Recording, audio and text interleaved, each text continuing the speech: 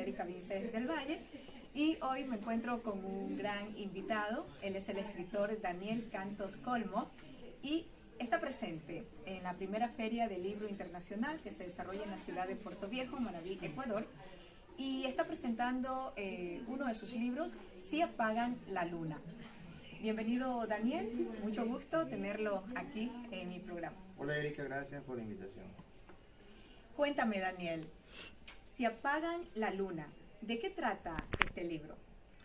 Bueno, el trasfondo de este libro es la pasión en realidad. La luna es un sinónimo de pasión para muchas de las personas, salen los locos, aullan los lobos.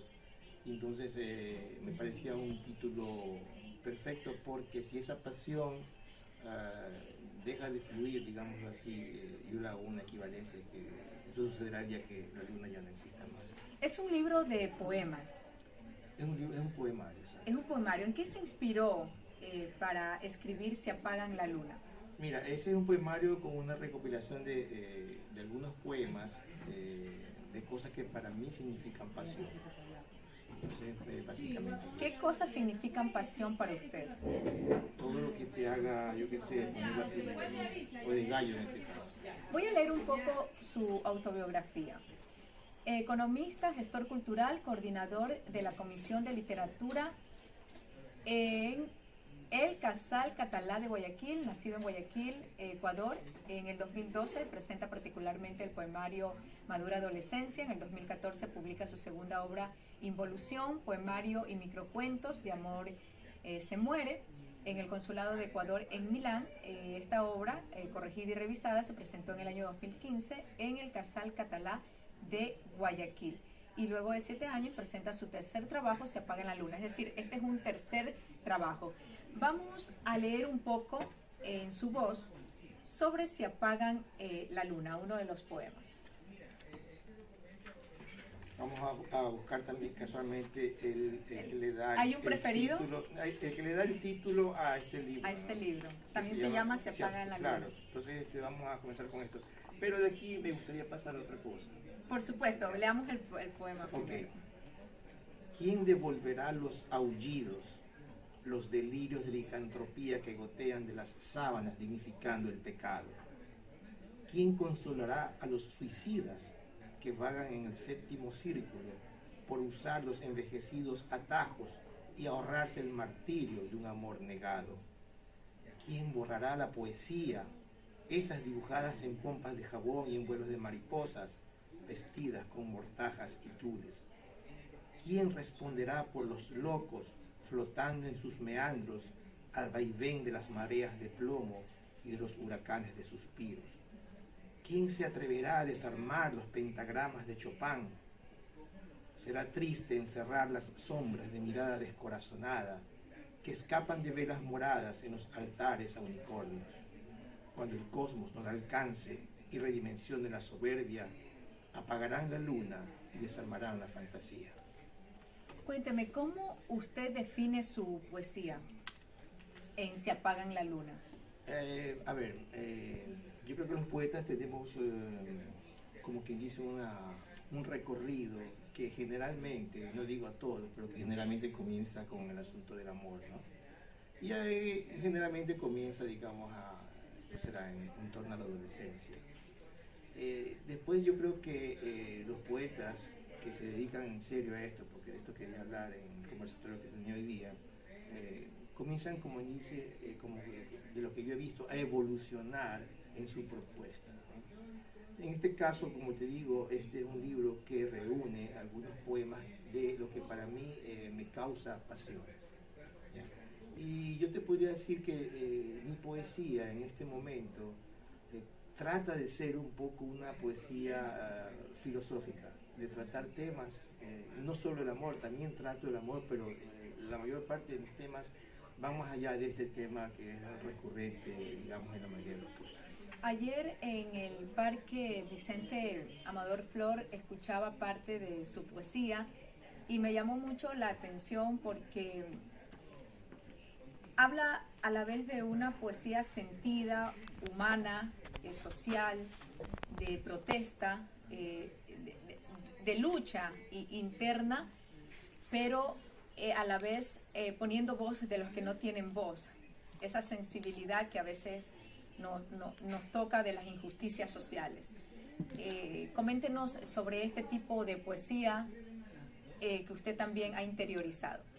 Mira, yo no quisiera catalogar la poesía como poesía protesta, porque cuando tú catalogas la poesía o la música como protesta, te haces enemigo, yo qué sé, de más de la mitad de los posibles oyentes, porque la asocian, yo qué sé, con una definición política. Y en realidad yo no quiero caer en eso. O sea, yo hago una poesía de temas que me parecen que hay que hablarlos, que hay que decirlos. En este caso, creo que escuchaste una poesía que hice sobre el asunto de Palestina, estos niños que mueren.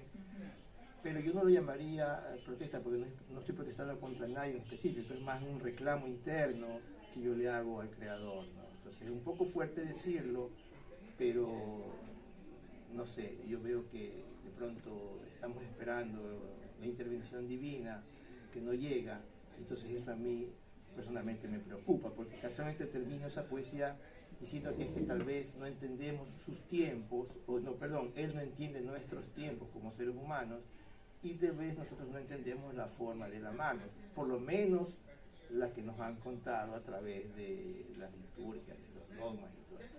Comentemos un poco más sobre usted. ¿Desde cuándo nació esta idea o esta inspiración por escribir?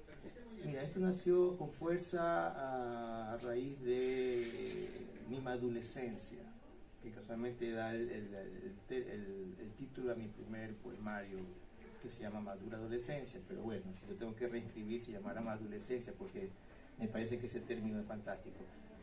Comienzo a hacerlo en serio, aunque después que reviso ese libro, me parece que esos poemas que están ahí no los volvería realmente a volver a sacar.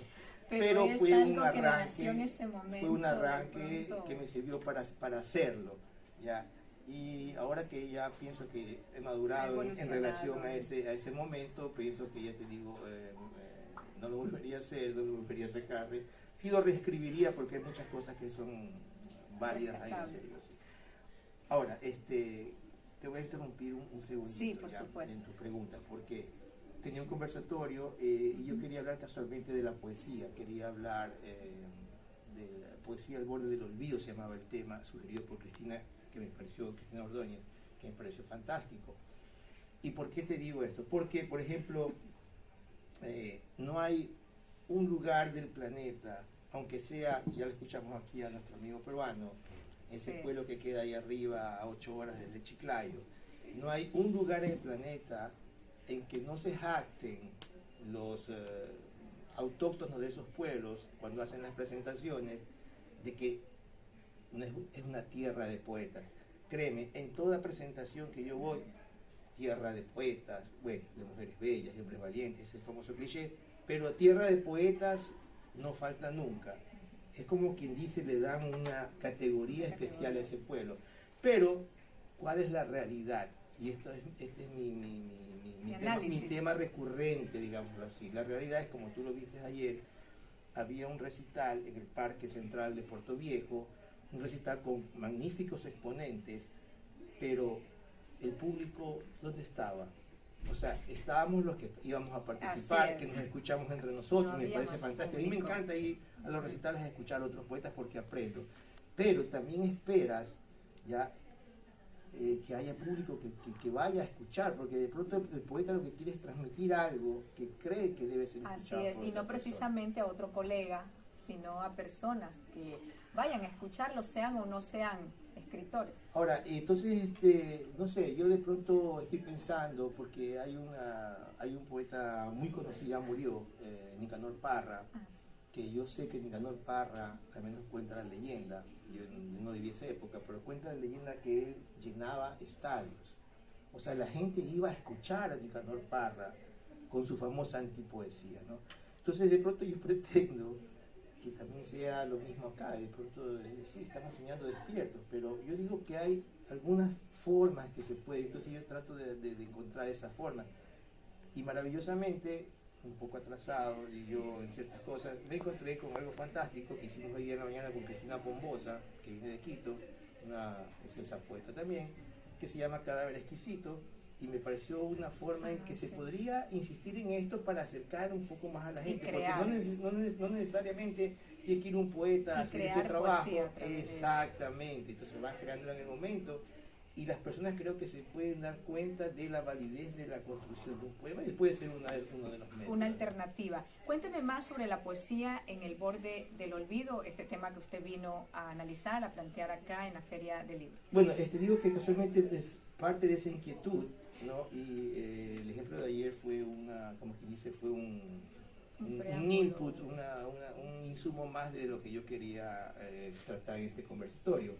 Y sucede que, bueno, yo viví en el extranjero muchos años y regresé. ¿Dónde vivió? Viví en Italia, imagínate una tierra llena de arte que de una forma se te pega, ¿no? Vas caminando y se te pega, te quieres sacártelo, pero no, mejor que se te pegue todito. Bueno, entonces cuando yo regreso al Ecuador, tuve la oportunidad de vincularme con el Casal Catalá de Guayaquil, que es una especie de consulado cultural de la región de Cataluña, con los cuales ellos me pidieron que los ayude porque ahí hay una festividad que se llama San Jordi, que es el Festival de la Rosa y el Libro. Entonces me pidieron que los ayude a organizar algo desde el punto de vista literario, ¿no? Entonces desde esos tiempos, que ya han pasado más o menos 10 años, van a ser 11 de mi regreso, he estado ayudando, haciendo el aporte al Casal Catalá. También he trabajado con la Casa de la Cultura Núcleo de Guayas, tratando de llevar casualmente a hacer estos eventos de poesía para, yo qué sé, que el público aumente, que la gente escuche, presentar cuáles son las propuestas de los poetas. Entonces, te digo, llega un momento en que tú dices, puchito, sabes que bueno, sí, haces el esfuerzo y todo, pero la gente no responde. ¿Y cuál es su opinión respecto a aquello? ¿Por qué cree usted que la gente de pronto no hay esa convocatoria que uno se lo espera o no responde a estos llamados culturales? Cristina, ¿no? Erika. Casualmente eso era el conversatorio que yo quería hacer, porque yo no vengo con la verdad. Yo vengo a conversar y quería conversar con otras personas, con otros poetas, para ir más o menos dilucidando a qué se debe. Yo tengo mi teoría. ¿Ya? ¿Cuál es su teoría? Mi teoría es que, por ejemplo, conversando inclusive con Raúl Vallejo, un excelente escritor mantense, que yo no sé si la gente lo lea aquí a Raúl Vallejo, la gente debería leer a Raúl Vallejo, Dalton Osorno, que son hijos predilectos de esta tierra, hablando de literatura. Entonces, me dice Raúl, Daniel, yo creo que el problema es que la poesía se ha hecho demasiado hermética, se ha hecho demasiado, yo qué sé, llena de simbolismo, y a la gente de pronto eso no le gusta, porque a la gente le gusta el inmediatismo de lo que conversábamos hace un momento, ¿no? Entonces, la otra contrapartida, eso es por un lado, ¿no? Se ha hecho muy hermética, eso se puede arreglar invitando a que la gente lea más, porque yo digo que la poesía debe ser un ejercicio constante. Si tú no lees poesía y de repente quieres ir a leer un libro de un poeta, bueno, obviamente que te vas a quedar un poco en el aire y te vas a sentir un poco, sabes que no lo vuelvo a hacer porque no entiendo nada, que es lo que todo el mundo me dice, pero ya digo, es un ejercicio constante. La otra cara de la moneda a la que yo le echo la culpa de este asunto es que hay poesía demasiado ingenua, por no decir otro término que no quiero después de caer pesado.